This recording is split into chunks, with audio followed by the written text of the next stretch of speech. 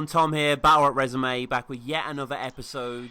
We're recording this really early in 2019, the first week of 2019. 2018 was an incredible year in Battle Rap, so to recap back and to look forward as well, it only made sense to get two of the biggest names in the sport on the show. I've got Gemini. I mean, outside of Don't Flop for a second, like SMA, when Summer Madness came over to the UK, that was a pretty glorious moment for battle rap this side of the pond, right? Yeah, definitely. But when they told me, I think I'm one of the only people in battle rap who actually has got a phone call he can talk about. Most of the time it's absolute bullshit and it's a Facebook message. But I actually did get a phone call from one of the Smack team, and I just thought, to be honest, I thought they were going to try and tell me if I could not have one of the battles on the Don't Flop 10th birthday tour or some shit like that. Right. And then I was thinking, here we go. Canelli's ours. Yeah, exactly. Oh, cool, bro. And it just out of the blue, and they just saying so how do you feel about this? We're thinking about SMA in the UK. And I was just like, I'll be honest, off the bat, I just said, whatever you need, I'm there.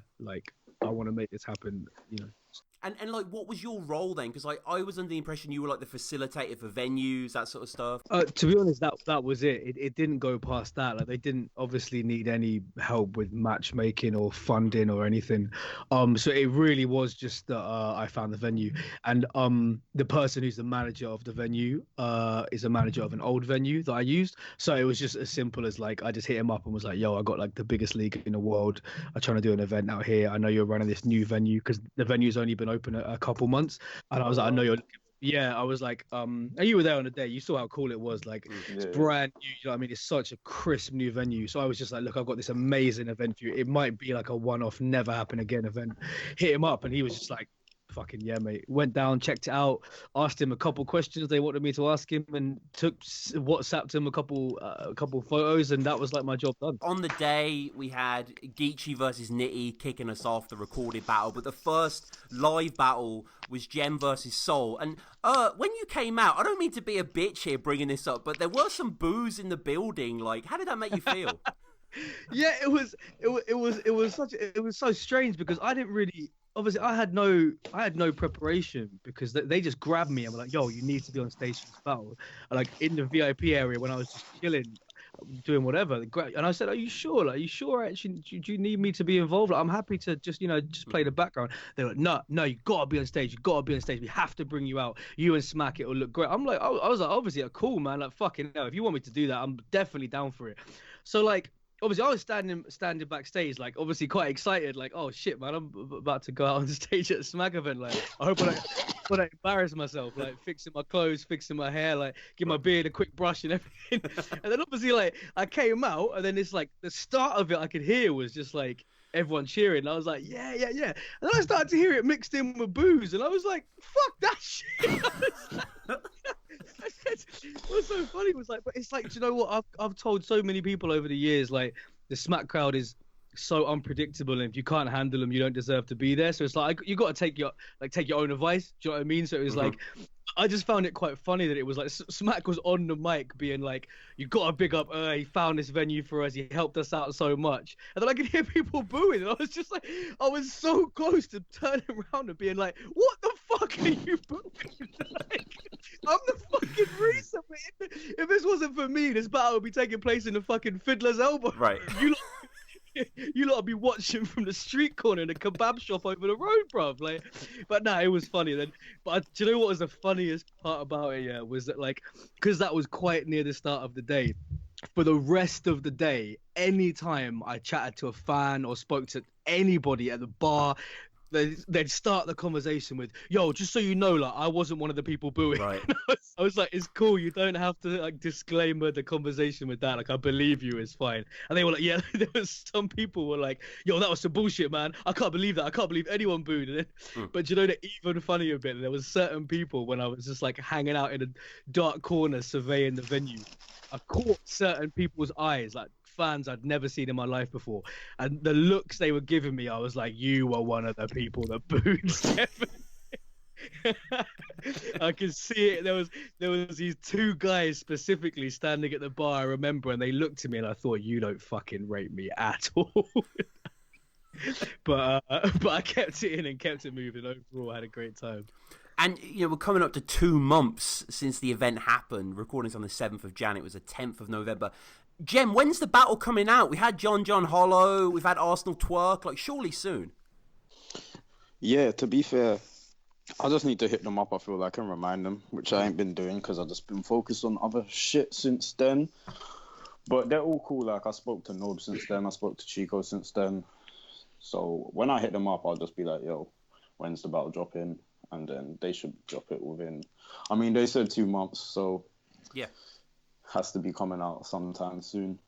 Yeah, yes, soon enough. But one of the cool things, Jem, that happened recently was you were on Norbs' podcast, Norbs It All podcast, which has been a fucking, sensation really in the battle rap world. It's been Norbs' Little podcast. Yeah. Norbs It All, I said, not Norbs' Little podcast. Like, I thought you said no. I was like, no, oh God, no. Who am I to say that? Like, Tom gunning for Norbs' position. Yeah. No.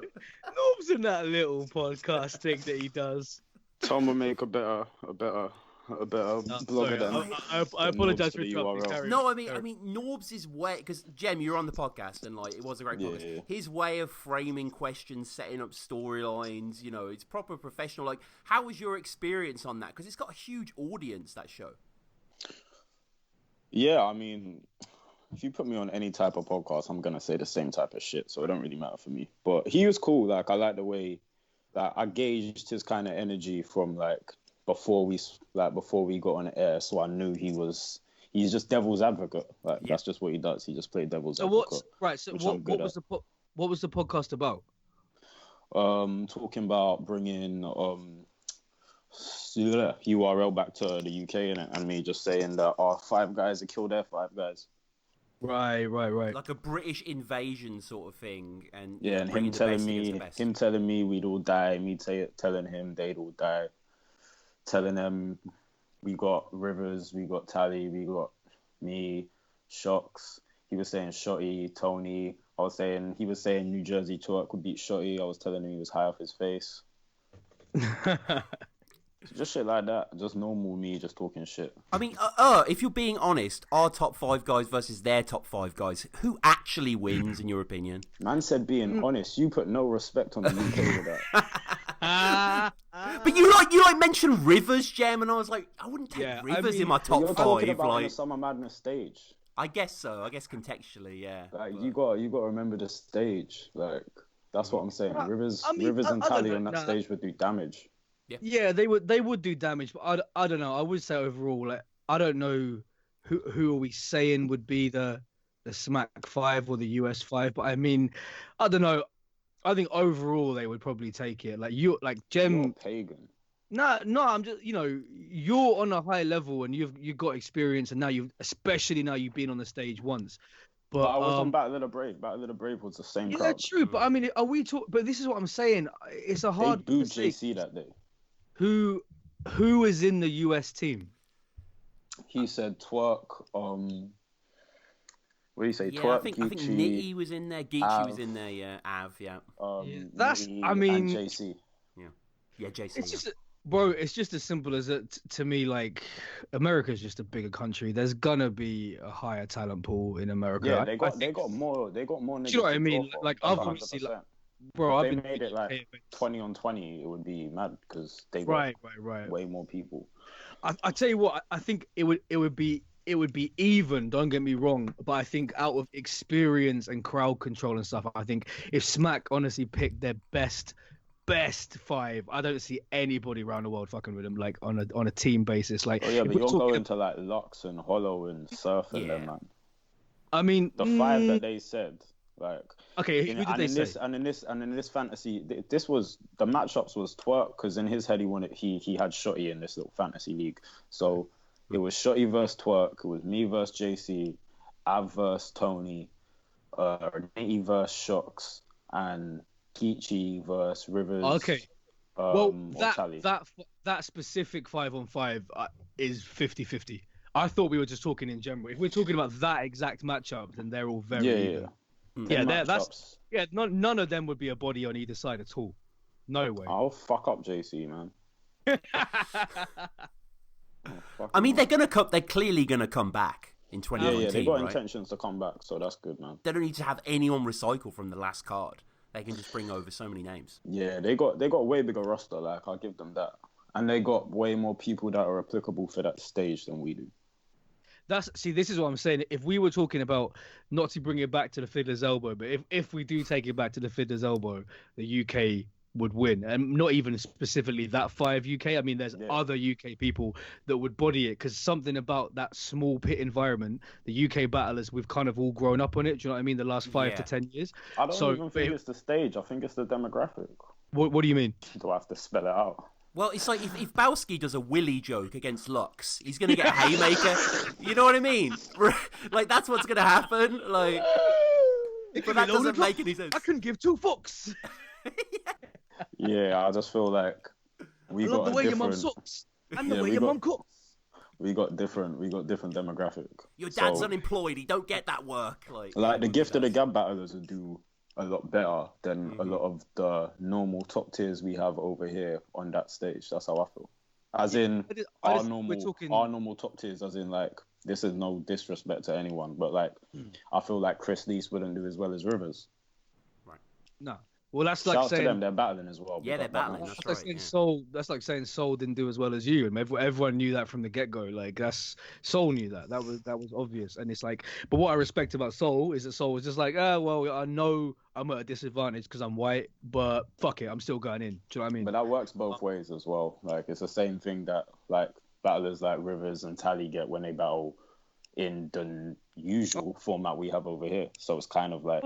Look, the best example is look at the flip side to the reaction to you and Soul, because everybody talks about how you were received in the venue, but we don't talk about how Soul was received outside of the venue. Like, in the club, like, obviously everybody was on your side. It was very clear to see, like I just said a minute ago, Soul knew they were going to be on your side because they just looked at him and immediately judged him on being a white kid from Scotland. However, what was the reaction like online? All fucking nerds across the world crying like, oh my God, Gemini had such an advantage. It's like, yeah, it's just what battle rap is. Like, no battle is 100% even. Someone always has the upper side. Whether it's someone's got a killer angle, someone's got a better fucking voice, someone's got more fans. Like, there's always a fucking upper hand. It's the upper hand. It's the same thing in normal battle rap. Like, if I battle Soul in front of the normal crowd, he's got the upper hand.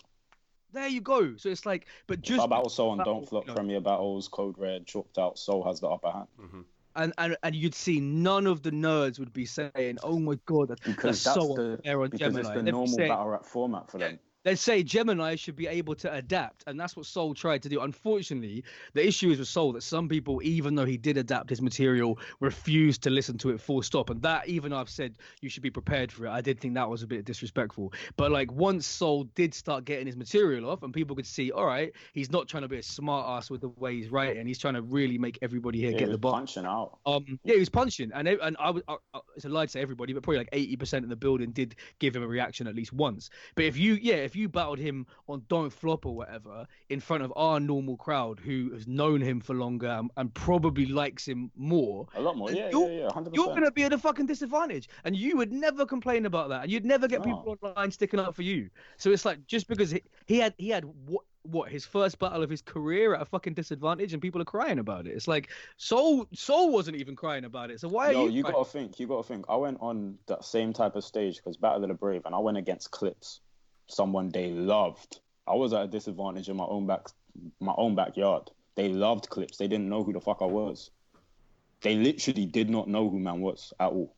I didn't cry. Like, it's just normal. That's what battle rap is. You're gonna be in situations where you ain't the favorite. Brother, when I battled Kid Twist in Toronto, when I was announced as the winner, everyone booed. Like, people would give me love. Was I judged? Bro, yeah, people were giving me love throughout the battle. They were reacting to my shit, but it was one of those occasions where it was like, okay, we know him and we like his shit, but of course Kid Twist is gonna win. Now, when Kid Twist wasn't announced as the winner, bro, people started booing. Oh shit! I thought you meant that other bro, brother, they were 24/7 you. Yeah, Oh, I know. 24/7, yeah. All white people do look and sound the same, but no, I meant Kid Twist. But yeah, Shout out they to Kid bro, Twist as well. He reviewed my battle. yeah, they weren't feeling it. They weren't Mhm. feeling it. And do you know what? It's probably the same with 24/7. If that battle was judged, which it luckily wasn't, because I probably would have got jerked in it because of his third round where he was fucking cry wanking on stage about working on a building. I'm a teacher. Like, yeah. Just oh, that. bro, Yeah, look, bullshit. 24/7's a cold battler, but that was one of the most overrated, overhyped Yeah. rounds all fucking time. Completely agree. But if that shit was judged, he probably would have won off that round. And the same thing, like if I ended up getting the judge's decision, people probably would have booed again. But they were showing me love the entire battles. That's just how it works. Around this time was the premiere of Versus, Jem battle Cortez, which you mentioned in our episode when we were going over Soul as well. I don't know if this is a controversial opinion, and obviously I'm biased, but I've watched both, and I enjoyed Versus way more than Bodied. Right. What? How is that controversial? Because Bodied won the Toronto International Film Festival, it's top of Rotten Tomatoes. Versus dropped out the top 10. I know it's box office, what the fuck does that mean? But most people seem to like Bodied more than Versus. What I will say is, from the battle scenes I've seen, I prefer Bodied's battle scenes a lot more. Because I haven't watched the whole film, but I've seen a lot of clips of the battles. I see the Low Deluxe and Hollow. I feel like they just took more time on the battle scenes, if that makes sense. I just feel like they put more into the battle scenes than maybe Versus did. But I haven't seen it to judge. But the battle scenes look crazy, and I'm slightly happy that they got that look and they got that whole. It's still great. It's still great. Yeah, I think they're very different films, and they're trying to get different emotions out of the viewers. You know what I mean? Like you can tell from I went into watching Bodied like with absolutely no idea what the tone of the film was going to be, and within 5 minutes I could see, oh, okay, this is much more lighthearted than Versus. Because Versus, to be honest, Versus, like even Ed the writer would kind of say it's not actually a battle rap film. It's a film about a boy on a journey who takes that journey through battle rap, whereas Bodied is like it's about nothing else but I say that it's about kind of like the nuances of like why battle rap isn't acceptable in mainstream culture, and how when you try take it to mainstream, aka what the guy's girlfriend represents in the film is everybody else's opinion outside of battle rap, is obviously that you get met with a lot of surprise and shock and disgruntlement.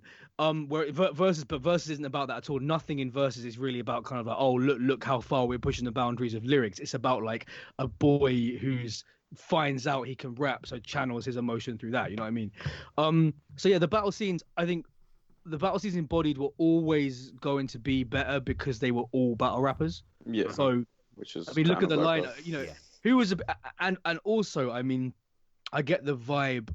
This is a complete what's the word? A complete guess, but I get the vibe that the main character in Bodied spent a hell of more time watching battle rap, and I've never met him, and that'd probably be the first question I'd ask him if I did. But I get something about him, his delivery, his voice, his gesticulations, everything. I get the vibe that he really watched every battle league, every battle, interviews. I feel like he probably chatted to hosts, promoters, everything. You know what I mean? Yeah, because I give him that. His cadence and the way he pronounced everything and the way he knew to emphasize everything, it was spot on. Even though, like, obviously, like he's not my typical battle rapper, but the way he was actually rhyming, and obviously he didn't write his shit, but I'm saying obviously the way he knew how to perform it shows that he put a lot of time into that to understand how we rap. As far I don't think many people would argue about that. I think most people would agree that overall the battle scenes in Bodied are better, but Bodied is better. But I mean, then on Versus, I definitely felt like one of the strengths of Versus was just the cinematography in general. Like I really enjoyed like even little things like the coloring and stuff like that. I really enjoyed. Yeah. My favorite scene was Shotty beating him up. I'm not gonna lie. Yeah. That was my favorite part of the whole film. Yeah.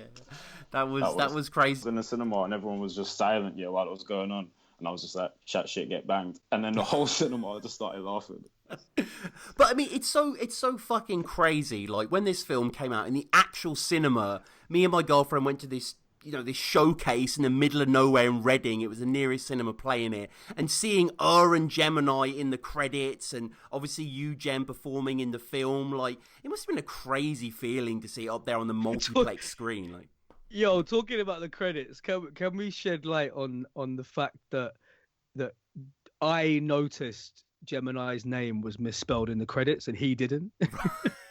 No one. Wait, Shit. was it? I swear you told me this.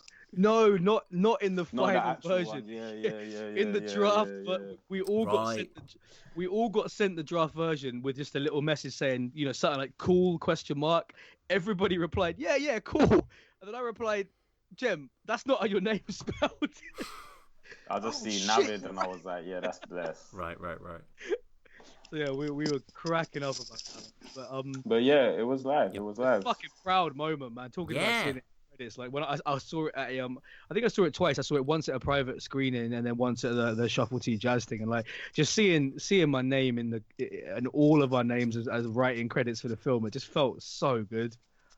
And it's like, I, as a battle rap anorak, as a fly on the wall, and I mentioned this to Jem before, I would have loved to have been in those writing sessions with you and Jem and Shuffle and Tony. Like, how were those? Like, Bro, Yo, writing with R and Shuffle T, yeah, was the hardest task for me, yeah, because the contra has rules on how you're supposed to rap first of all, yeah, and he's making us abide by some stupid law he has of that's more than a bar, and it's like, bruv, this is battle rap, a bar's whatever you want it to be. And he's like, no, that's more than a bar. It has to be this much. That sounds like more than a bar, and it was just a fucking pain in the arse having to listen to him. yeah. So moving on. No, those writers were legendary, man. Like what's so funny is like the different ways we all came up with the bars, and that's why like when anybody asks and I say, oh, it was me and 3 other people, I'm always like, nah, it genuinely was like 25% each. You know what I mean? It was It was so good because nobody didn't pull their weight. Like every single person had certain when we got given the brief of what the bars should be, it was like, okay, Jem, you think about those ones, and then okay, and Shuffle, you think about it. I mean, it just the whole thing just blended together so well. And we were honestly like, no exaggeration, we were like in tears writing some of the bars, like some of the ones that when it was just like, oh, come up with we need a 2-bar for a montage, and then Jem would be like, yo, I got this punchline in my phone, and he'd say it out, is that good enough? And we'd all be crying like, bro, we don't even have to think of any more bars, that's the bar, put that one down, that's it. Like, so it was such a good experience. Yeah, I'm not gonna lie, writing with Shuffle T was probably like a full eye opener for me. Just because I get to see how he actually thinks of bars, and he's literally, I started calling him, he's a battle rap scientist. Like the way he writes is crazy. He had his little rhyme books on him with all the multis, and just seeing how quick, you can literally tell Shuffle T any multi, and off the top of his head, he'll think of like 5 that are like complex because he's a machine. Like, he was like the multi guy in the group, so if we had any multi, he'd be like listing them off like off the top of his head, getting his books out, and I literally just saw how he writes, and that was like one of my favorite things about it. What was also funny was the revisions of the bars, like when we'd all be like, this is the best 4-bar of all time, send it off to the company, get it sent back highlighted in red, like, so we can't really have that much implied violence towards a woman.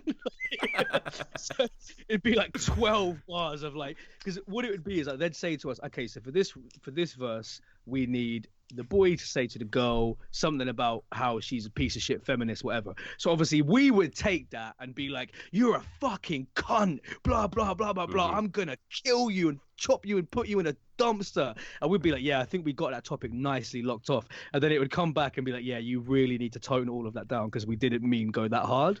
But then it was so funny because we were kind of like, well, we don't know how much to censor ourselves because like we're right into a brief, but at the same time you're telling us to just do basically whatever we want to do.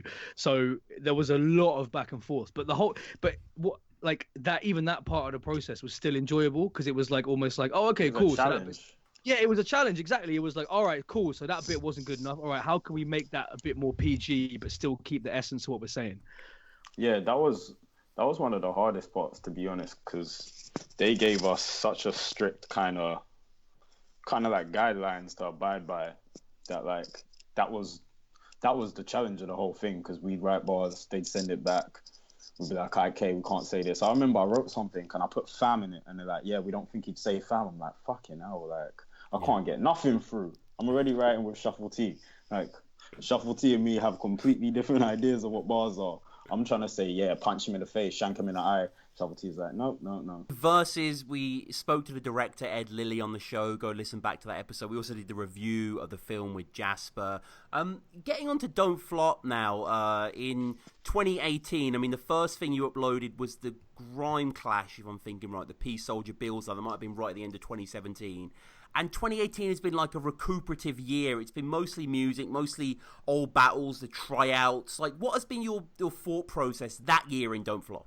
It's been like, I don't know, it's not to sound corny, but it's just been like a bit of a like emotional journey for me, just restructuring and shit. Like not to skip forward to this year too quickly, but I think the difference between last year and this year is that this is quite literally the first year ever since I've been running Don't Flop where I'm starting the year with absolutely nobody else to blame for anything.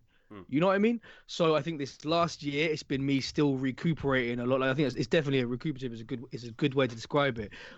Because not to get too deep, but it's definitely been me recovering mentally week by week and whatever, and that's why like I've started going to events and stuff, and like it was really good to have people come up to me at events, and like it was so funny. Like I described it like people at events and on all through the Don't Flop tour, the end of last year, any fan I spoke to, the best way to describe it was kind of like I was like leaving the house for the first time after my wife had died or something, because like people would be talking to me with these kind of kid gloves on, like kind of like saying things like, oh, it's really good to see you got out of the house, Rowan, man, it's good to see you here. And like I was always like, yo, like I appreciate it, but like I'm not like, I wasn't like sitting in a chair rocking back and forwards for 11 months. Yes, like I was all right. Don't lie. I just see you as like the Haymaker video. That's how I saw you. Like it's like I was. Look, don't get me wrong. Like, as I told you when I came on in the summer, there was definitely days I felt shit. But as a whole, it's like I would say last year was just like bit by bit. I wasn't really in a huge rush to keep releasing content because I knew all these events I've got coming up, I'm gonna stack the footage, and then 2019 it's just gonna be drop. So yeah, I think I probably could have.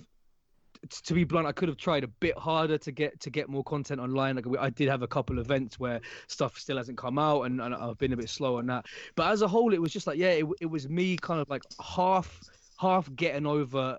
Because once I came off Battle Rap Resume, like I told you that I felt like coming on Battle Rap Resume was like a release. It was like a therapy session. So after I did that, it was like, okay, cool. That side of me is now done. I don't need to revisit that. That's why you don't see me fucking trying to do 20 more different blogs about the same topics, because it's all been said.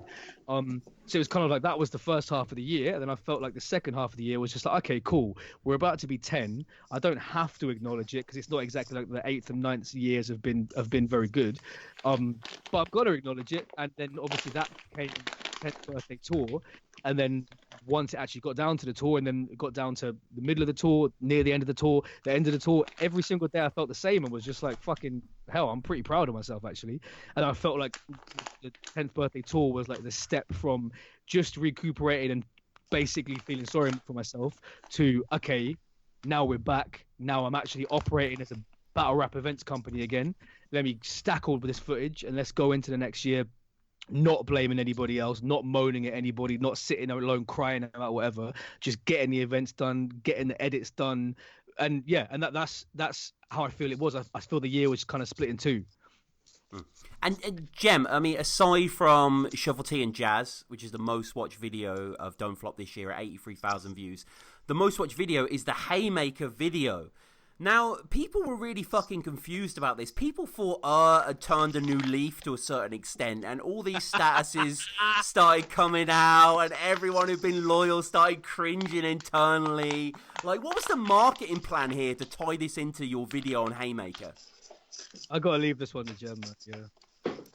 I mean, the idea. Well, I'll come up with the idea. So you got to ask how the idea came about. Bro, I'm not even playing dumb. Like, it's been so long, I don't remember. All I know is we had this. Okay, so we had the acoustic version shot, right? So Yeah, I'm just so- going to be honest, bro. I'm just going to be 100% honest. What it is that we had the acoustic version shot from a year ago, and Jem was saying, like, there's no point dropping that before I've even released a track. Now I'm used to people chatting shit and lying and longing stuff out from 10 years of listening to it. So I kind of thought to myself after a point, I don't think this video is ever coming. So I was trying to say to Jem, look, like if we're not ever going to shoot a video, that's cool, but let's just at least release the acoustic one because it I bangs. was telling him no. So he keeps going. This went on for months. He was like, nah, it's coming. Next couple of weeks, I'm shooting it. And I was thinking, I don't want to think negatively, but I'm starting to feel like it's never going to happen. And then eventually he hits me up and he's like, yo, so I shot the first scenes for the video. And then we've got a couple more to shoot and then it's done. And then we just started talking about like how funny would it be if to tie in with the boxing theme, you're beating me up. And then obviously from the beating me up thing, it wasn't like, oh, let's do some big whatever you want to call it promo run. It was just like, yeah, that's a fucking hilarious. The original idea was just simply to shoot it, don't tell anybody, drop the video out of the blue and have everybody commenting going, yo, this is fucking crazy. Because that's the funniest thing about it, that we laugh. It's like, if we hadn't done the promo run, it wouldn't have got as many views, but the feedback would have been so positive. But that's what we keep finding so funny, that it's like it would have had less views, but so many comments of like, oh, this is a jokes concept, blah, blah, blah. But then we came up with this idea and we're like, okay, this is going to annoy so many people. But like, cut a long story short, neither of us really care. So let's just do it anyway and see what happens. And there's a lot of morals behind that story as well. How Like- so? Yeah, you should go into that, definitely. Well, if you think about it, everyone always talk. How many people have we seen come out, post? And I'm not talking about no uni-led stuff or nothing to do with them, because they're the only peoples in the whole kind of disgruntled thing that had any type of right, I feel like, to go down the alleys they went. Like, that shit I've always said. Hey. Like, that's, Yep. Listen to Battle Rap resumes of past. Yep. yeah, like that's their Absolutely. issue. That's their issue with personally, they had their own relationship. But how many battle rappers have we seen jump out, say, yo, upload these emotional fucking statuses, the whole scene gets in fucking some sort of frenzy talking about it, everyone's posting in the forum about it. And I hate that shit personally. I fucking hate it. Like, that's just my opinion. I hate the whole public outburst thing, which we never see me do. Like, any issues I've had with any people in battle rap, I've never posted about it. I've messaged them personally. So I was like, yeah, okay, let's just take the piss out of that kind of shit, because people can say, yo, I didn't respect it, rare. That's their opinion. I ain't going to argue your opinion, but you got to keep the same energy for the people that post or say in their battles they're going to do this and that and never do it. How many times have we seen people say, yo, fuck Don't Flop, and then jump back on Don't Flop? I feel like yo, how many times have we seen that type of shit? I've seen I niggas feel like in battles for me- saying, yo, fuck, I'm going to bang him up. And it's like, yo, why are you even posting this out? If you don't fuck with her, just don't fuck with her. Yeah, I think like it's true. I think that I suppose that what Jem just said, like, is it for me was like what spurred on the idea, because it was kind of like Jem's always been like so vocal about saying, like, since quite literally since the first shit happened, you know, a year and a half ago now.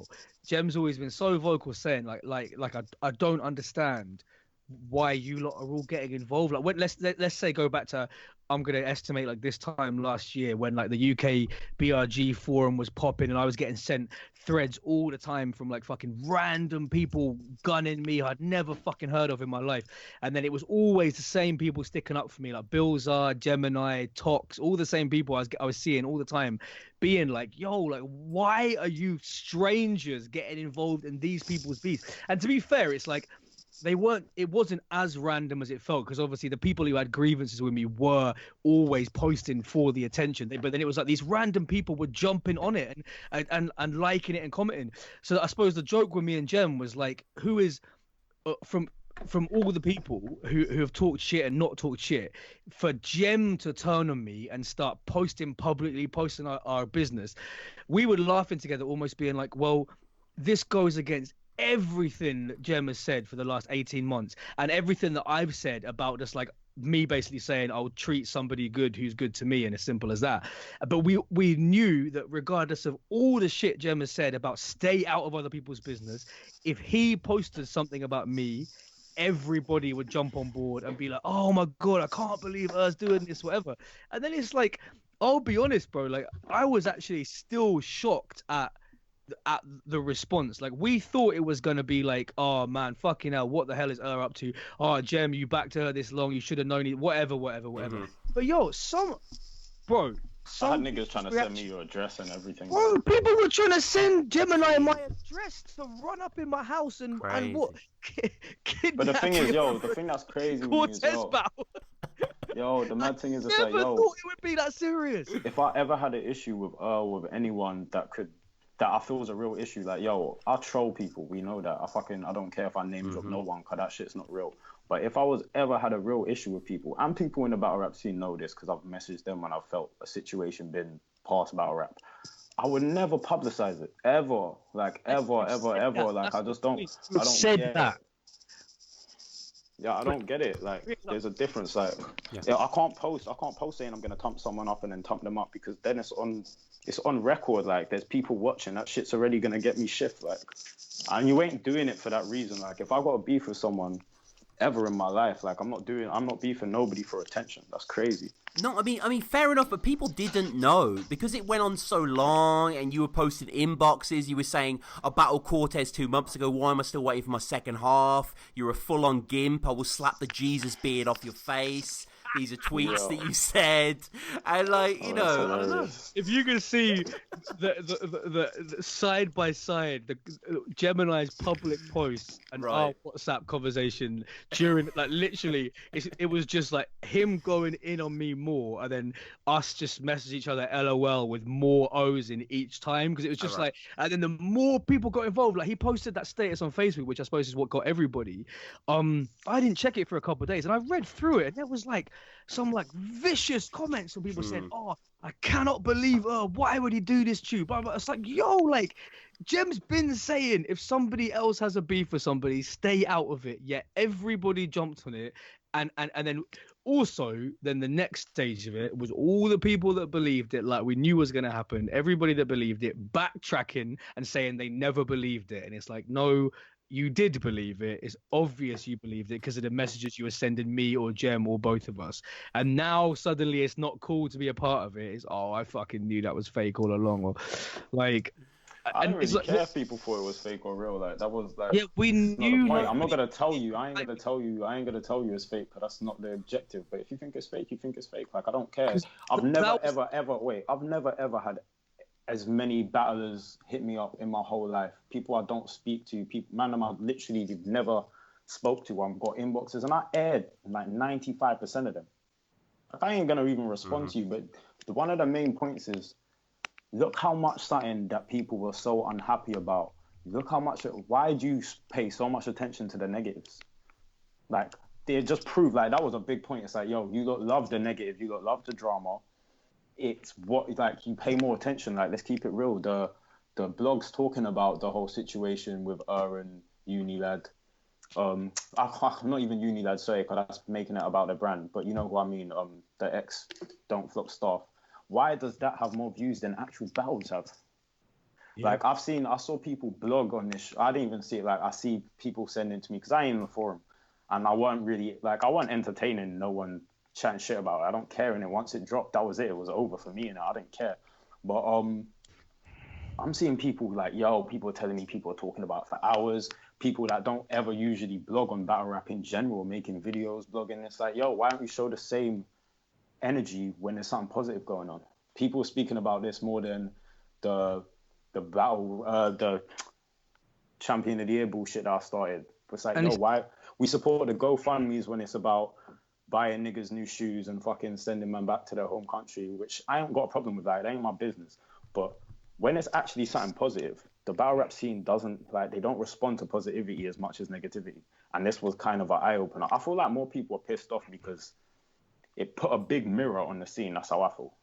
That's how my brethren hit me. He's like, it's just nobody likes admitting certain things about it. It's like, they can say this was done. Like, this wasn't done for for no views or nothing like that, bruv. Like, I would have dropped my video regardless. Like, I didn't have no plans for this, but it makes a big point. If you don't want to see the point, like, I can't bother to argue with you. What's understood don't need to be explained. But like, I'm seeing people uploading their first video, why to talk about this? Why don't you show the same attention if you've got a platform and you want to talk about things? Why don't you talk about actually good things that happen in battle rap?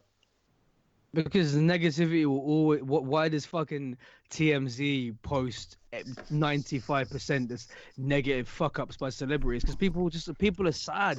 We knew that going into this. Like, we knew the reason it would get traction is because it was negative. Do you think the video would have done as well as it did if the promo run was me and Jem tweeting each other every day about how much we rate each other? Like, and the video was me and Jem like is shadow boxing in a fucking field of daisies. Oh, I love you, bro. Like, no one would have cared. But it's like it was just a complete joke of like, we know this tune will get more views, more comments, fair enough, a lot more negative ones, but it will get everybody in their feelings because we're going to capture, like what Jem was just saying, we're going to capture this negative energy that is constantly running through this scene that people want to pretend isn't there, and they want to say things like, oh, well, I didn't allow that person to post that one thing, so I'm trying to combat negativity. But it's more than that. It's everything. It's the tweets from everybody, little comments people make on live streams, comments people make on battle rap, bruv. It's everything put together is just this ball of negativity, and we knew, well, we can capitalize off it. And I found the funniest period of the whole promo run was the days between us dropping the fake fight video and the actual music video, because obviously for us, we knew, okay, so the fake fight it's going to run for a couple of days and then it's going to lead up to the music video. But what was brilliant was watching, like, I know like Briggsy and them lot were like tagging me in like bare tweets or whatever, because what they were trying to do was, like, when they thought that me and Jem's idea for promoting Don't Flop was to have a fake fight and that was it, when everybody thought that's what the idea was, they were all trying to bring it down and tear it down and say this is the worst idea ever. And it's like, yo, like, even if that was the idea, which it wasn't because it led somewhere much better, it's like all people ever talk about is battle rap is like wrestling. This is why it's like wrestling. Every battle has a reference to a wrestling bar. All we were doing was playing off that idea that this is a staged reality. Because in reality it is. Like, you go to events, people slap your hands, everyone hugs you, and the same people talk shit about you when you turn the corner. So it's like, it is a fake environment that's been created. So yeah, we filmed a stupid fake fight, and it was so funny in them couple days watching people like break down the video and saying things like, oh, I know this video's fake. There's a Ronin in the background, and it was fucking Gemini's brethren's bicycle handlebars. Like, and it was that was one of the mad ones still. That was one of the mad ones. Dying about it. Like, people were saying, how dare you think we're stupid enough to think this video is fake? Well, we can see the Ronin in the background. And we didn't even reply to the tweet saying it's a fucking bike handlebars. We just let it run. And then it was like, yeah, there's a lot of things. Yeah, there's too many things about it that's almost like, yo, because the narrative changed because they thought that unexpected, unexpected things that I didn't even expect. I keep it real. I didn't expect certain people's reaction, but I'm not gonna rechange the narrative that's already been painted. Like, I can break down, because I know the new narrative was this got done on a specific day to take away something from Premier Battles, which I think we need to address that to clear that one up. That's one that's actually worth clearing up. I can't really argue. Like, I'm not gonna. It's like, I can't even really get into it, because it's like, I don't feel a way to even, like, yo, if you're being real, all right, to say that you're putting too much thingy on you're putting too much responsibility behind that video on I had no say in when I started tweeting. I had no say in anything except the video dropping on the Sunday, and that was always the plan because he had an event that day. So the days I started tweeting, which was about, and I don't know what happened on what day, but that's all mine. Like, the days we decided to start tweeting, that wasn't Er's choice, that was my choice. I said, I'm going to start tweeting soon, started tweeting in the middle of November, which was after my Cortez and my Soul battle, which is why it didn't come out before, because I wasn't going to do all that shit while I'm leading up to 2 battles. So that was the timeline.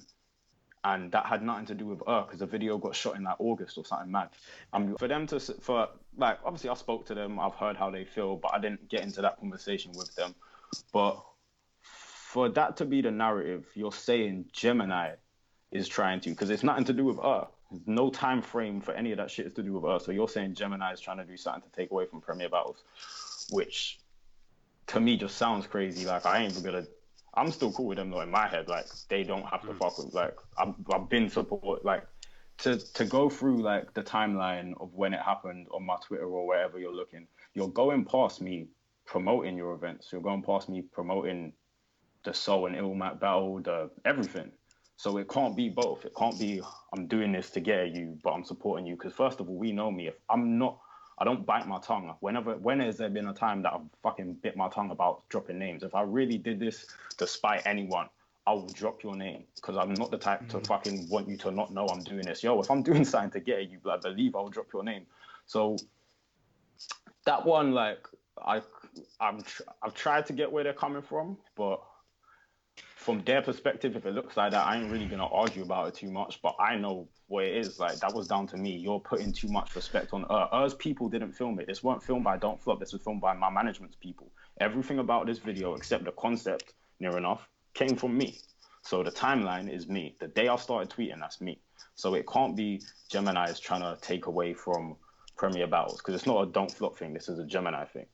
Can't be that, because if I was going to do that, why am I posting your shit? Why was I posting Briggsy's video the day before? Why am I posting all this shit? I'll still be supporting these niggas, just because I'd be fake to myself if I just stopped supporting something because of something that I don't even feel is true. I still promote their events, because my position in battle rap means no matter what, I'm doing a disservice if I'm not promoting battle events, and I promote every league. Any league can try pretend I don't, but I promote Code Reds pay-per-views, I promote Premier Battles, Gift of the Gabs, even the Irish League. I post their shit. I post all this shit because being in the place that I'm in battle rap, that's my duty.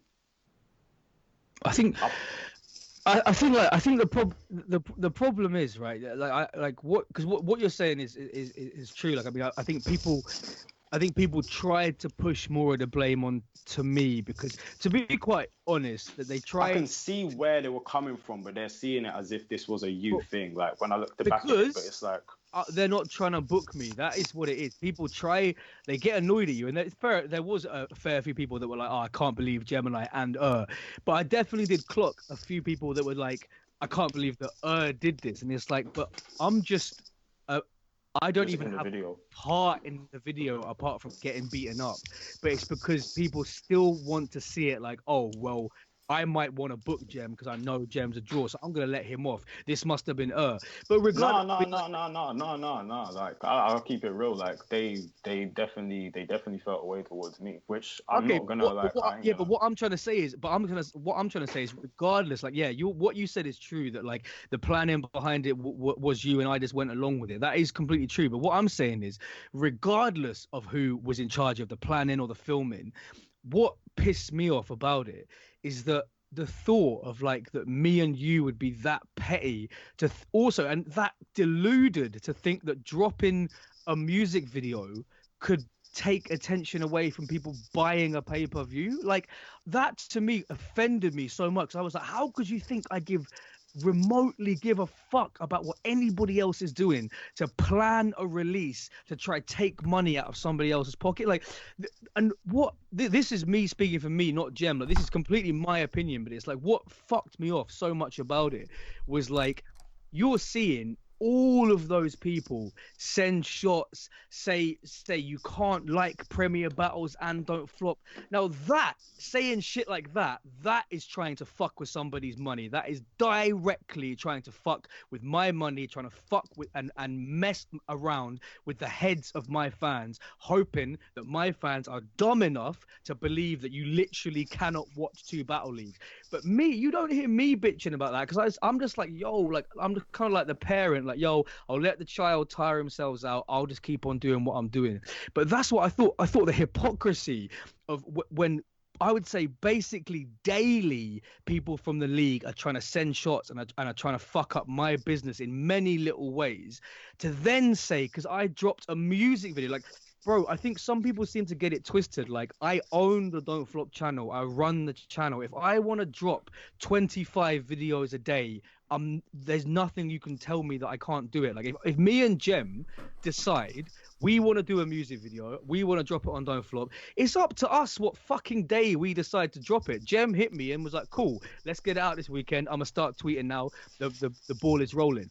So it's like, okay, maybe it's unfortunate timing that whatever it was, it dropped on a day, or the main argument dropped on a day. I don't know what dropped with what, but the consensus was some people was like we were trying to take money from somebody else. And it's like, regardless of whether you believe in the whole saga of me and the Don't Flop staff, whoever the fuck you believe, and whatever, if you think you rated Gemini, you didn't, all of that aside, to genuinely think two people would think, okay, we're such big stars that if we drop a fuck about music video filmed in the middle of nowhere where I'm getting punched with bloody 50p fake blood on my face, right, and to genuinely believe that we are like, yeah, we're going to drop this video and shut the whole scene down and all the money comes to us. It's like, bruv, like, what are you smoking, mate? Do you know what I mean? Like, so that was of all the negative feedback. People saying you two took the piss, you two took it too far, you two are taking it too much like wrestling. None of that shit annoyed me. But as soon as I saw people trying to tell me that I was taking money from somebody else,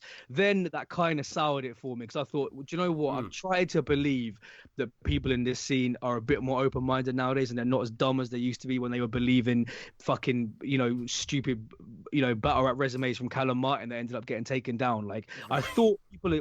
I genuinely felt like people must have progressed past that a bit.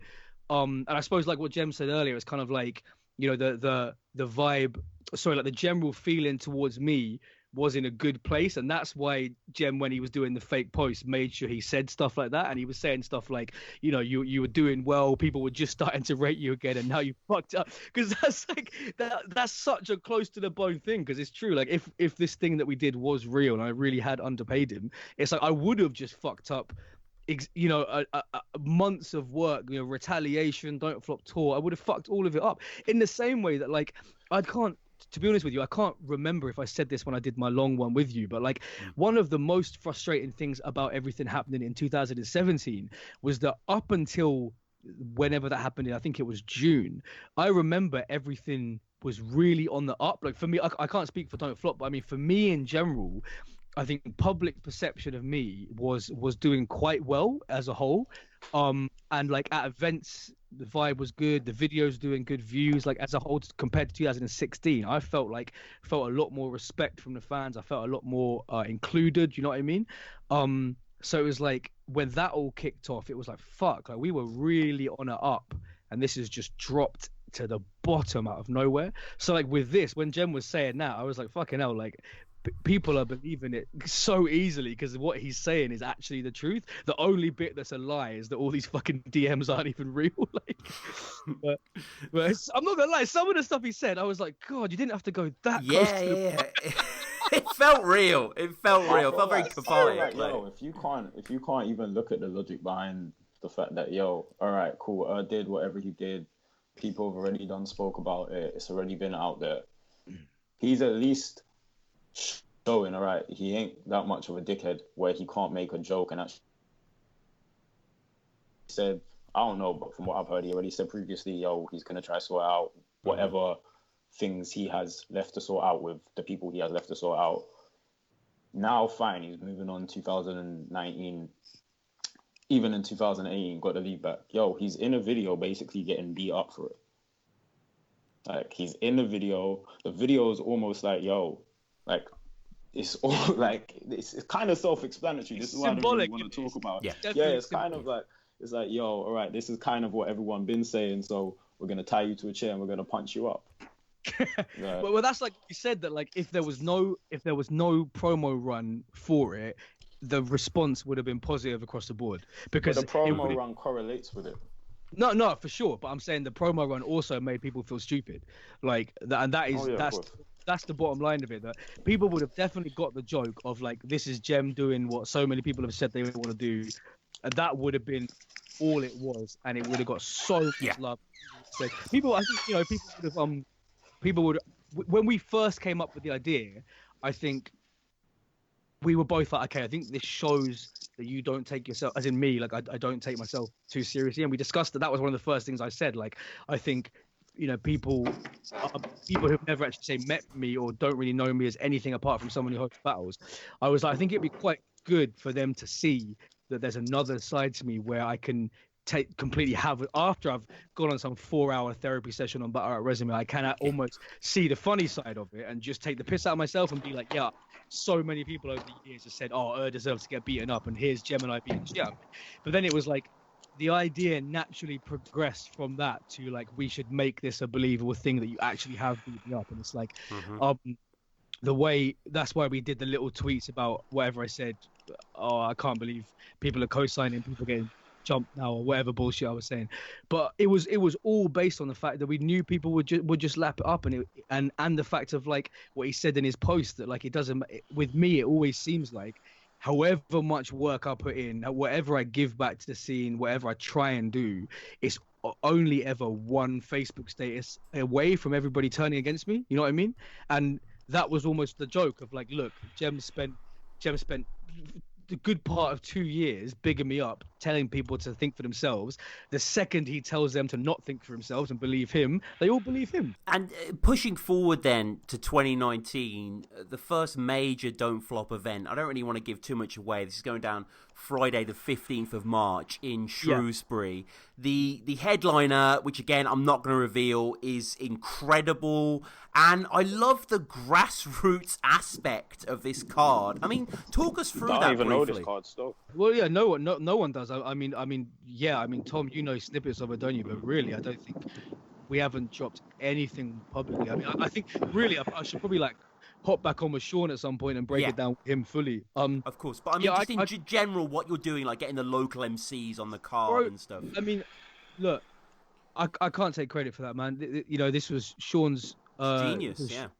This was Sean's first event, helping me out. Like any other event, he's just kind of like listened to some of my ideas and said, "Yeah, that sounds kind of cool." But this was the first time that he actually came forward and was like, "Right, I think I'm down to actually try something."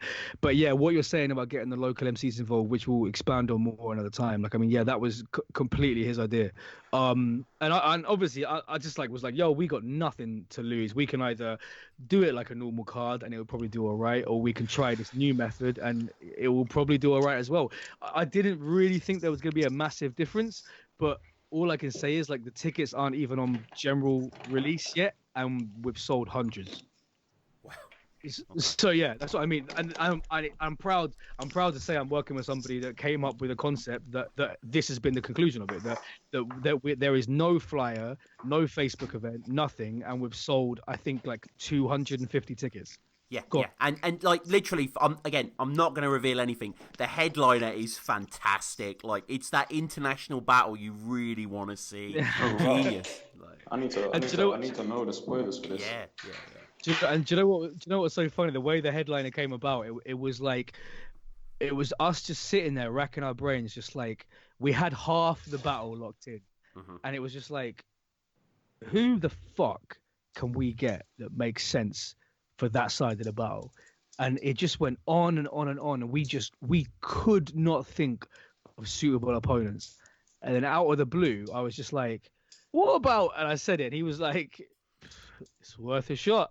And then fuck it, bro, honestly, it was organized in about 10 text messages between me and them, sorted, done, locked in. Like, and we're just, I can't, I'm getting so antsy to release it because, like, obviously we have been working on this card since, I don't know, like November, October. Like, it's been a really slow process, but it's because Sean came at me with the idea to start with. It wasn't like, let's do a Shrewsbury event because I live here and I fancy doing it. It was like, let's do an event in Shrewsbury and let's do it with this format and see if this format works.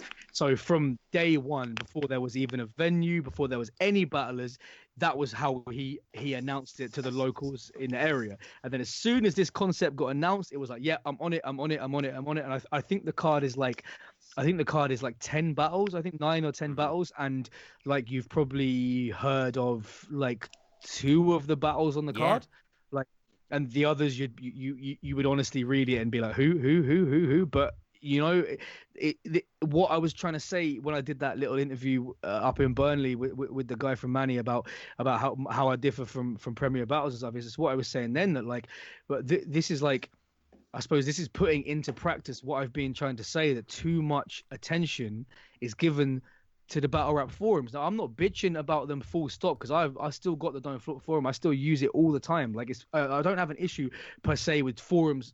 Just, oh, you're a dickhead if you use a forum, but I've always been trying to say these events are becoming, since I left battle rap for a small period of time, what Jem was saying on I think it was on Sarcasm City, about how the events have started to become way too focused around what nerds in a forum want to see, when the nerds in a forum aren't leaving their house to come to the events.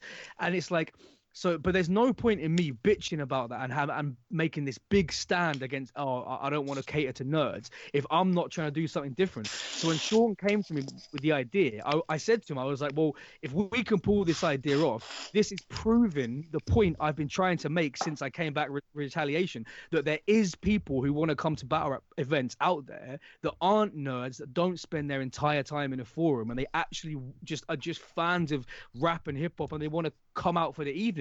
Like, that's, for example, why we booked it as a nighttime event. We specifically got it for nighttime, because I was like, the caliber of people that will come out for nighttime are going to be the kind of people that just want to have a good time. They're not going to be standing there, you know, being so proud of themselves that they understood some, you know, bar that related to fucking Plato or something. You know what I mean? Right. They're going to be there like, it's a nighttime event. These battles are fucking hilarious. I'm having a good time. And that's how, without, I think I'm going to go out on a limb and say, for the first time ever, as far as I'm concerned, we've sold so many tickets to an event with no fucking lineup. Because all we've sold is the idea to local people, not anybody around the country. No one else knows about it. I haven't really posted about it, neither has he. We've just targeted the local people in the area, given them the idea of, look, this is the date it's happening, this is what it's going to be. We can give you an idea of the lineup. Do you want to buy a ticket? And we've already sold, like I said, a few hundred. I don't know the exact amount, but it's definitely over 200. Well, I mean, when this goes live, who knows when it will, probably by the time this episode comes out shortly after, I think the headliner alone is going to cause people to rush and buy tickets. Again, this is going down Friday, the 15th of March. I don't even know this lineup. You niggas we'll let you know, yeah. We'll let you know afterwards. Yeah. We'll let you know. We'll let you know, Jeff. We'll let you know. That's what I'm saying. Niggas, bro, because niggas think I'm in cahoots with you. Like, this is the new narrative. Like, I'm in cahoots with you. So they must think I'm like working for Don't Flop. I don't know, Nine. I'm not into this interleague shit. Well, literally, no one does apart from Tom. Tom knows. Yeah. Tom, you know, because what? Because Sean told. Through Sean, yeah. Jem, 2019 for you, the rest of it. We're doing the Battler of the Year fundraiser. 2019, like, I ain't got no battles really lined up. I ain't league biased. I'm battle for any league. Just gotta make sure everything's right with me. I don't care if you don't like her. I don't care if I don't like you. That shit ain't never bothered me. Because I feel like the new narrative is I'm like working. It's like, no, like I knows fully well he can't control. Like, I'll do what I want to do. Same way he, like, yo, there's battlers I might not fuck with. I'm not gonna be mad if books them. Like, that's his business. Like, and it is business at the end of the day. I've got a good relationship with but at the end of the day, if it wasn't a business relationship, we wouldn't really speak like that, would we? Because we're both involved in battle rap. That's what we speak about. That's what we work on. Exactly. It's how we met. Our entire relationship is based on the fact we met in the scene. Yeah. With the Battle of the Year thing, that's just something I want to just keep pushing forever, because, like I said, this whole situation, even with the Haymaker video, that shouldn't be getting more attention than the Battle of the Year shit. That really shouldn't. We should be pushing that. Like, I mean, come on, let's think about how many GoFundMes there's been in the past, like, 4 years for stupid shit as well. Like, and we can raise money for dumb shit. The only two ever that I actually, and I donated to both of them, was the one for Bagnall when he lost all his stuff, 100%, and the one for Shots. Yeah. They were the only two GoFundMes that I could actually respect and be like, yo, but I've seen people upload GoFundMes for anything. Like, we're all grown men. Like, let's not get it twisted. Like, I'm one of the youngest as well, and I'm not young. Like, I'm one of the youngest battlers in the scene, and I ain't young. Yeah. Like, we're all grown-ups now. We shouldn't be asking for money, and the money that we should ask from fans should be towards the scene they're supporting. It shouldn't be towards anything else. And especially when you've got people like, yo, Soul's had an incredible year. Like Soul's really like in a year where battle rap wasn't at its strongest. People like Soul, Dialect, Chris Lees, and a lot of like, and I give a big credit to Premier Battles for what they've done this year, 100%. But those people, it's like, yo, when you're putting in that much work, there should be some type of reward at the end. There should be some type of hierarchy where it's like, yo, we're gonna list the top 10 battlers. We can even do. I even wanted to do a stock drop list of the people who ain't been putting on, because this year, or the past 2 years, has felt like there hasn't been pressure. Like, and that's something that I feel like the fans notice as well. Like, we noticed the battles aren't at the same level as they were. We noticed that everyone's a bit too friendly. We noticed that it feels like people don't take battles as serious no more. And I always said when I come in, it was serious for me, at least. I knew, yo, if I lose this battle, I'm not going to get this opportunity. I remember how it was. I got my Big T battle because it was, yo, if you win your next couple battles, we'll give you an international on the birthday. If I did shit in those 2 battles, I wouldn't have got it international. I wouldn't have got Big T if I wasn't putting in work. If I wasn't staying up crazy hours in the night, making sure my material was right, taking days off work back when I was working in fucking 2013 and shit, 14. Like, I really was going in hard, and I feel like there's only a few people that put in that work ethic and have been putting in that work ethic. Like, we still find it funny when people say, yo, I ain't got around, or we still find it funny when people make stupid jokes in battles. That's almost like, all right, man, we've been doing this for like 9 years now. Like, can we just take it a bit seriously? Like, the in-house kind of, this happened in the forum joke. It's like, this don't bring in new people. It exiles us from the rest of the world as well. Mm-hmm. Like, 100%. Like, I keep it real. Soul, Dialect, Chris Lees, Rivers, and there's a lot of people I can't even mention. They've really been putting in work this year. 2018, they've really been putting in work. Like, if you take away some of those people from last year looks really bad. Not as in what the league's been doing, just as in the battles. Like, if you took Soul out of last year, if you took Chris Lees, Dialect, even myself and Quill, even though my battles ain't dropped, not even myself actually, I'll take myself out of that. If you take out those 5 names, the battle rap scene looks shaky. Right. The weight shouldn't be put on this many people. It shouldn't be spread out over like 6 people. This is a whole scene where people don't feel like, I don't feel like nobody's trying to get a battle anymore. Like, who's really gunning for Soul? Who's gunning for Gemini? Who's gunning for Dialect? Who's really gunning? Like, no one. People are just very, very content. And it's like, all right, well, if we can raise enough money, and it shouldn't come down to that, but I think it just makes it more interesting as well. And then someone can say, yo, I've won this. Like, I was the battler of the year. They paid me £2,000, £500. Like, this year it's not going to be a lot, but I'm hoping for 2019 we can really push that. Like, so someone at the end of the year gets a bigger paycheck than any battle they got individually. Like, if someone got $2,500 at the end of the year, that would wake people up. That would make people be like, yo, that person really just got 2.5 bags. Wouldn't the best idea then, because you launched this quite late in the year, wouldn't the best idea just to be to cancel it for 2018 and just keep it rolling over, starting from now for this year? I was debating that, but then again, it's going back on what I've already said, so I'm in 2 minds for it. And I still think, especially, to be fair, it's because this year, 2018, was like, it was like a struggle year for battle rap. Like, just in general, I think we can all agree that like it was the year was struggling. It ended very strong. It ended very strong with the Ilmac Soul, with me vs Soul, with Quill vs Real Deal, and then it ended on like a proper high. I feel like the year ended really strong, and now you see what Premier Battles are implicating for their 2019.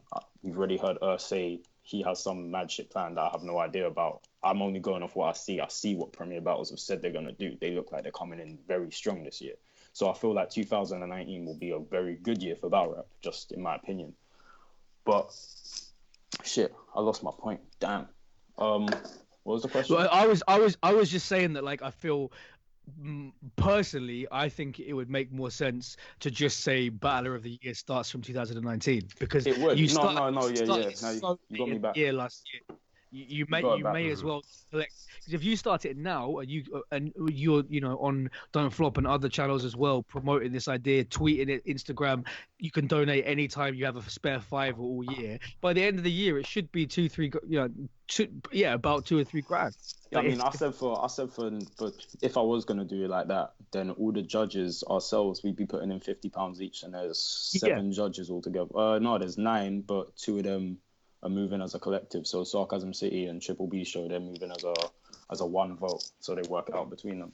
But that would be by itself like nearly £500. So that's just from us alone. Like I'm not, and I've said which I won't be because I don't really battle as much as I used to in it. So I'll probably never be in that running, and if I am in that running, I'll just take myself out of the judging panel and put someone else in. yeah. But I But do feel like the people that held it up this year deserve something, because I don't feel like they get, other than like Soul always will get the respect he deserves because he's Soul, and that's just like, that ain't even a diss to him, but he always gets like the respect he deserves. But I feel like people like Dialect and Chris Lees this year, like they were really putting in work. Like if you took them out of this year would look shaky. It would just be like a Soul show. Literally, it would be like the whole of battle rap would have been centered around just Soul. As in like battler wise. I don't think some of the people that should have had, like, I feel like Bobby Rex, hopefully in 2019, he literally goes for heads, like, because I feel like he's been coasting this year, and he's someone I always feel like has the potential to be amazing. And I feel like if he gets his head out of the whole forum shit and just focuses on actually, yo, I want to kill Soul, because it's like, you got Soul, but you got Soul because of the Premier Battles format. It's not like you were gunning for him. You're not gunning for... You got Quill because of the last minute pull-out thing, but it's like, yo, you should be gunning to have the best performance, to be better. I want people to start wanting to be better than everyone else. That's how I come in. I wanted to kill everyone. I wanted to, eventually I wanted to get the biggest battles possible. I wanted to be the best. And I don't feel like we get battlers that want to be the best. But I know what you're saying. Do you know why? Do you know what? Do Do you know why that's not as bad anymore? Do you know why that doesn't happen as much anymore? Another thing that I said on numerous different shows is that there isn't enough rappers anymore. You didn't come in from your living room. You came in like, oh, I seen this Don't Flop thing on the internet. I'm already a spitter. I've been spitting for fucking years. I want to battle as well. So you've already, and I'm not. It's not just Jem, but Jem is probably the best example of it. Jem's come in with the vibe of, I am a rapper. I want to be at open mics, at shows, grabbing the mic. I want to be on radio sets. I want to rap first. Secondly, I want to battle rap. Most of the people now that are coming through, they have never picked up a microphone in their life. They've never been to an open mic. They've never battled on the street. They've never been in a cypher. Bro, to be honest, half of them don't even fucking listen to rap ever. So it's like, confused to what's your motivation behind right. it then? So they don't have the competitive streak, because it's just like, oh, do you know what? Like, I watch a bit of battle rap, seen a couple Don't Flops, seen a couple King of the Dots. Yeah, fuck it, I'll hop in and do it. Now, let's be honest. Some of those people turn out to be some of the best ever, i.e. Shuffle and Marlowe and people like that. It's once every blue moon, and it's people. No, but no. You can't even put Shuffle T and Marlowe in that, because I've spoke to Shuffle T, and you have as well. So I've heard Shuffle T saying, "Yo, him and Marlowe, you literally used to drive around." That's true. That is thinking of, like, they were still thinking of rhymes before they jumped in the ring. They were obsessed with multis. That's what Shuffle T told me. Them man were obsessed with multis. They loved the way. So at least they had some type of, they were still hungry to actually learn. Like, that's the thing. They actually spent time and studied the shit and learned and actually appreciated what it is for what it is, instead of just being like, oh yeah, I want to do that, or being people, no disrespect, but my pet hate is people that start off as fans in the forum, because I didn't know what the forum was until like after 2.5 years of battling, when I just got an invite on Facebook. I didn't know what it was. I legit did not know what Viewpoint was. Like, so I feel like you're not supposed to be in the forum seeing all the, because you're not going to come in organically. You're going to come in thinking you know everything. You got to learn it from being in the ring. You can't just assume the scene from being a spectator. I legit started battle rap after being to my first event, which was 5th birthday. When I was at 5th birthday, I jumped on the stage and grabbed the mic off Dialect passed me the mic, I remember. And that's why I always had a lot of respect for him. And I was just spitting on stage, got a little reload, and then I see Tony and everyone battle. And that event, I was like, yo, this is sick. And then Fertz asked me to battle, and I was like, yeah, 100%. I was like, I feel like I'll kill these people. That was my that was my method going in there. I was like, yeah, I feel like I can beat these people. Like, I don't feel like people have that. They just want to be in so they can say, I'm a battle rapper, or they can say they've done it, or they can be on the screen. And the quality control, I feel like, is a main thing we got to work on. And that is one thing I can always actually hail up Premier Battles for, because their format excludes a lot of people, which means they have selective choice on who they actually bring in, because there's only a certain amount of numbers. You can't have the whole teams with like 50 people. So you'll get quality control with that type of lineup. But I just feel, I want the spice to come back. Like, I want the spice. I think 2012, 2013, 2014 to a degree, the people coming through were MCs. Like, and I think that's, I'm trying to take Don't Flop in the next couple of years. I can't say just this year, but over the next couple of years, my goal is definitely to like make Don't Flop like the league for rappers, like the people who are like spoken word and whatever you want to call that forum style. Let's be honest, some of them are fucking good. Like we bitch about it, but some of them forum guys, they might be a bit nerdy, but they're really good. So like, I'm definitely not going to ever try and like, you know, keep them out. But at the same time, I really, really dislike how the focus has gone from people who can rap. So it's like, I want to try my best to somehow, when we're doing the tryout events, to engineer it so we're not just opening them up to anybody. We're actually going to find the people. That I mean, that's like a conversation for another time. But I want to make it so I'm with a team of people going out there to find the people, and specifically targeting people who are already into rap. They've already got a musical back catalogue. They've shot a couple music videos. Like I said, maybe they've done a couple battles, you know, in clubs and on the street. Like I can't stress that enough. Like, coming into battling without ever having a battle on the street in front of 10, 20 people, you're already at a massive fucking disadvantage, because you get shoved on this big stage and you haven't even rapped on the small stage to begin with. So I think that's got to be the focus. Like I think the focus has to be like a good balance of like the people who, I don't know how you'd box the Shuffle to Yamala kind of people, but the people that don't really have an interest in making music but can battle, there's definitely a line for them. There's definitely a line for the people that can rap. There's definitely a line for the people that are just comedians. It's just about getting like, I think it's about developing like a balance of all of them together, because at the moment I think it's way too heavily skewed on just like, I can chat shit and make a couple of things rhyme, so I'm going to be on the main stage. And it's like, that's, to me, that's not really what our idea was when we started trying to, you know, the modern battle rap era. And I know with Jem coming in, Jem's idea wasn't like, oh, I'm going to completely change my style. C Major's idea wasn't, I'm going to completely change my style. They came in and were like, right, I can spit, so when I jump in and battle, I'm still spitting. Like, I'm just dissing somebody. That's the my style. My style was very similar to the way I always rapped. Like, exactly, you in a battle, you're just tweaking it to diss somebody else. Everything else you're doing is the same. I was like a punchline MC. Like, if that makes sense. Like, that was one of the reasons that when First hollered me and Rose, he messaged both of us. He's like, there's a battle, which one of you want it? Rose belled my phone. He's like, yo, bruv, this is your time. You've always got bars like that. Like, I've always had punch. Like, I can play you shit I made when I was 17. And I've got bars in them tunes that, I'm not saying it's to sound any type of way, but I've heard bars I spat when I was 17 that get spat in battles now and get reaction, because that was the way I used to format my bars. And I'm happy I've done battle rap, because I don't do that too much now when I rap, because I can actually, like, I've proven, I can write crazy bars. My whole battle rap catalog's there for you to watch. Now when I write bars for a tune, I can just focus on the tune instead of trying to write the most intricate shit. So battle rap helped me in that way. Mm-hmm. But it wasn't a hard like, the only thing I had to learn was the pacing, the cadence, the delivery, the performance. The writing style is exactly the same for me. Like, the writing style wasn't a transition. It wasn't something I had to learn. So what do you think about this all, Tom? What's that? As far as the way up between people that rap, the comedy style, the forum style, what's your opinion? I mean, you're speaking to soliloquy. Like, you're speaking to the definition of the bedroom fan here. So it's a bit murk there. But no, I totally get what you're saying. To me, I don't give a fuck about people rapping, just personally. I give a fuck about battling, which I see as a completely different discipline. I want to hear original lines and writing. I don't really care about internal rhythm and flow. Like that's an aspect of it, but as I say, I'm coming from this, got into battle rap through Harry Baker, type I just- steez. You I know? just feel like, yo, if we've seen that Summer Madness can basically sell out 800 tickets to a complete fan base that literally doesn't focus on UK battle rap, then we should be trying to That gain was them crazy. fans as well. That Like was we should crazy. be able to have a Ministry of Sound. Think about how many times we packed out Ministry of Sound without any of those fans in the building.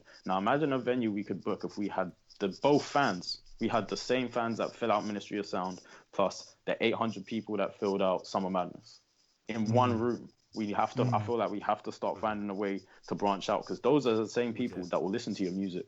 So for all the rappers in the scene, rappers get frustrated with the scene, and this isn't me personally, because the shit I do outside in music, it don't pertain to the scene that much, so it doesn't bother me if I don't get the same respect from the battle rap fans, because I've always had my own fan base anyway. But a lot of people in battle rap as rappers feel like battle rap something that will push their music career, and when they don't get that, it confuses them. But it's because the fans, like you said, you don't really care about the music side or the rap side of things in that sense. And that's not a shot at you, but there's a lot of people with that mentality, and that's something that disheartens rappers from actually joining the scene. Definitely. There needs to be a balance. So there needs to be the people that will go listen to all of Shuffle T's sketches and all that shit, and there's got to be the people that will bang out Dialect's EP and support C Major's music and all of that. That has to be the contrast. I think people don't realize that what you said is so true, and it rings true for so many people that you will have never seen in battling, because they're put off because they just think it isn't for rappers anymore. Like that. I think it doesn't matter if we were selling out, if every league was selling out 500, 700, venues every couple months and whatever, that would be fine, and you'd kind of be like, do you know what, who gives a fuck who's rapping, who's talking, it doesn't matter. But it's when you're in my position and you're trying to get, I can't even think of an example off the top of my head, but let's just take rappers who are online who are getting like 50,000 views, 100,000, a million, whatever. I've spoken over the years to quite a big array of those MCs, and I've said, you know what I mean, you're a fan of Don't Flop, you should come do a battle. And the response is always the same. They're always like, it's just not for me. Like I don't think the fans will fuck with me. And now to someone like me or Jem, who like we've grown up listening to rap music and we're both rappers and whatever, to me, like that's embarrassing. Like, I gotta say, for me to be in a position where it's my league and I'm trying to persuade someone to battle, and they're like, look, I fuck with the league, but it's just not rap enough for me. I don't even know how to describe it, but like it's just not. And that for me, like, that does make me feel like a bit of an idiot, because it's like, obviously I've been in control, and I think without realizing it, this is obviously before everything fell apart and everyone else jumped on it and kind of brought more of these forum people out of the woodwork. Even before that, I'm not just going to blame everybody else, because I definitely have played my part in it. That definitely have. All right, chill out. You definitely throwing some trash battles. Yeah, no, for real, because I have, and I'm saying that was I've always held my hand on this. That was that we went through that phase. Well, the phase where it really could have been a flyer with MCA, MCB, MCD, MC whatever. No one would have cared if they didn't recognize a single name. They would have come. So when we were in that phase, we were just throwing events that didn't really appeal to anybody in particular. They were just battle rap events. Now we got way too complacent during that period, and any Tom, Dick, and Harry was allowed, or any soliloquy Dick and Harry was allowed. Let's go. Try out. So, do you know what I mean? So, me as somebody like as a fucking big fan of rap, when I look back and I'm like, I take a step back and I'm looking at the battles that are being uploaded, I'm thinking, fucking hell, I'm such a big supporter of this idea of battle rap should be for rappers, but I've just uploaded 5 videos in a row where absolutely nobody rapped in any of the rounds. Like, then I look like a prick. Do you know what I mean? So I'm saying, like, going forward, there is definitely a space for the non-rap style, but I really want to put my focus on nurturing the people that can spit on a beat as well, which is what I want to do, like a whole tournament on beat. Like, I've been thinking about that for a while. I want to set up like a written, like I've done the freestyle on beat tournaments. I want to set up like over a few months, like a written on beat tournament through beat fighter events, where it's all about who can make the best songs and spit, to be honest, control a crowd in a live environment with a beat playing, which a lot of battle rappers can't do. And you got to think on the flip side, wait, quickly, sir, you got to think on the flip side. If URL events were a regular thing in the UK, a lot of rappers wouldn't be put off by that because they see the environment, they see the tone, they see, all right, this is a stage for rappers. So it is a thing with, it is the battles and it is just the environment as well. Like if URL were throwing monthly events over here, and they were just UK based, where you're seeing Rivers, Tally, myself, Shocks, Tony, a lot of people just battling regularly, it would draw in a lot of rappers that would say to usually, oh no, it doesn't look like it's my thing, because they're looking at the crowd, they're looking at the environment, they're looking at the bars that go off, and they're like, yeah, no, this is my thing. I do this regularly. Yep. And I guess finally, for both of you guys, start with you. How do people get at you? How do people follow you? I mean, we all know at Twitter and stuff like that. But... Yeah, just really, as far as Don't Flop announcements, just make sure you're following Don't Flop on Instagram. Like I'm really trying to boost up the Instagram usage and stuff. And yeah, make sure you follow me on Twitter. Like I don't tweet as much wild shit anymore because I'm not trying to get Kevin Harted. But yeah, still follow me on Twitter, please. Follow me on Instagram and all that shit. And yeah, there'll be so many announcements coming. So we're at that stage now because it's the start of the year. We're like so much stuff is like 90% finished. But like as far as a Shrewsbury event, please keep it locked on all my social media for announcements of how to get tickets for Shrewsbury. And yeah, we'll be doing the written on beat events at some point. But yeah, please follow me on all the normal social medias to hear about all the events. And there'll be, as far as the second half of the year, there's again so much stuff is like 90% confirmed. It'll all be announced on social media as soon as it's confirmed. Jem? Get me on Twitter and Instagram, GEMIN1_LDN. I've got 2 EPs dropping this year. I'm halfway through recording one. They're gonna be lit. That's all I gotta say. All right, well, this has been Tom, as always, at Battle Rap Resume. We've got the Patreon, iTunes. Send us an email, battleresume@gmail.com. Tons of crazy stuff coming down. Again, I want to stress you need to get a ticket for this March 15th Shrewsbury event. I know what you're thinking. Don't flop Shrewsbury. Is this fucking Raise the Bar or some shit? But no, this don't even know what that is. This is a crazy, yeah, exactly, crazy event. This has been Tom. Jem, thanks again, guys. Done.